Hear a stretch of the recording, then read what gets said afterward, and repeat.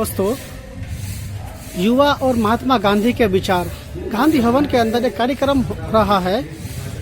इसका लबोलुबाब ये है कि गांधी जी के विचारों को आम जनता तक पहुंचाना है। देश भर से, पूरे भारत से, अलग अलग राज्य से युवा आए हुए हैं।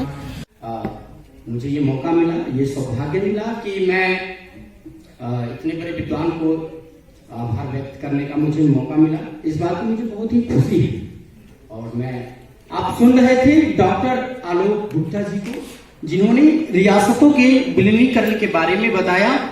और कम समय में किसी भी रियासतों के विलीनीकरण के बारे में इतना कम समय में बता देना, ये बहुत बड़ी बात होती है। ये ऐसे ही नहीं हो सकता। तो इन्होंने संस्कार शिविर गांधी भवन जी, क्या जरूरत आन पड़ी आज के डेट में? अब ये तो देखिए आयोजक, इसके बारे में मैं तो सिर्फ यहाँ पर भोपाल के आज़ादी की जो लड़ाई है जी जी जी, हाँ। उसके बारे में मुझको जो थोड़ी बहुत जानकारी है वो शेयर करने के लिए आया हूँ। ठीक ठीक सर, फिर बताइए क्या जानकारी आपके पास देखिए, हम नई जनरेशन के लिए? नई जनरेशन के लिए सबसे खास जानकारी ये है कि आज जो है उसकी इम्पोर्टेंस ये है जी युवा लोगों के लिए कि हम जिस दौर से इस समय गुजर रहे हैं जी इसमें हमारे बच्चों के लिए, हमारे युवाओं के लिए जो प्रेरणा स्रोत है जी, उनका नितांत अभाव है। हम लोग जब छोटे थे, हम लोग जब स्टूडेंट थे, स्कूल कॉलेज में पढ़ा करते थे, तो हम लोग जो है वो हमारे जो इतिहास पुरुष हैं, चाहे वो प्राचीन इतिहास से संबंधित हों, चाहे वो हमारे आज़ादी के जो आंदोलन हैं उनसे संबंधित जो उनके जो नेतृत्व करने वाले जो महापुरुष हों, हम में से कई लोगों ने उनको साक्षात देखा भी था। हम लोगों में से कई परिवारों के लोगों ने जो है आज़ादी की लड़ाई में जो है वो योगदान भी दिया था। तो ऐसे बहुत सारे लोगों के जो है हम लोग क्या थे कि उनको प्रतीक के रूप में अपने सामने रखते थे और उनसे प्रेरणा लेते थे।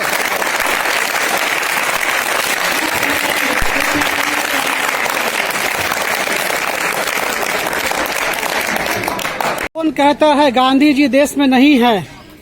कौन कहता है गांधी जी देश में नहीं है? दोस्तों देखो, गांधी जी का दूसरा रूप देश के अंदर आज भी इस नियम, इस परंपरा का हर क्षेत्र के अंदर माहौल है। कहाँ से आए हो? विदिशा से। आप विदिशा से?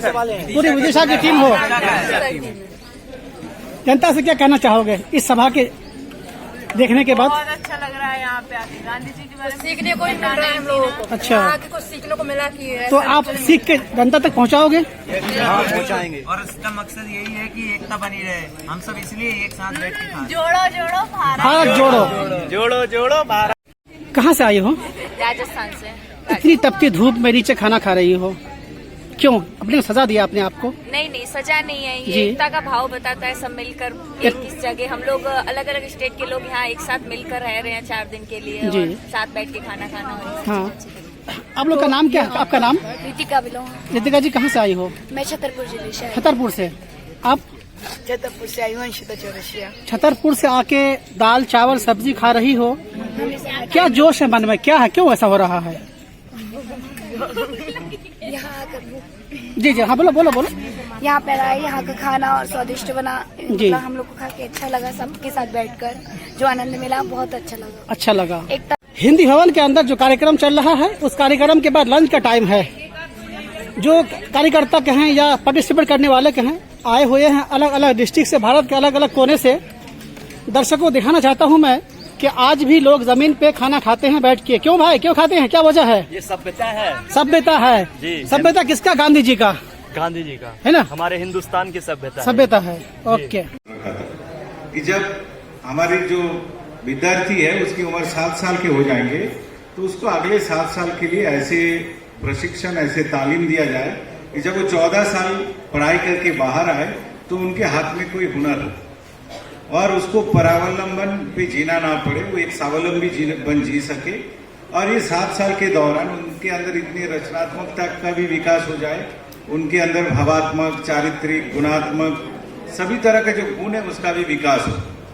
तो एक मनुष्य निर्माण की और एक अच्छे नागरिक सबके साथ हो रहा है।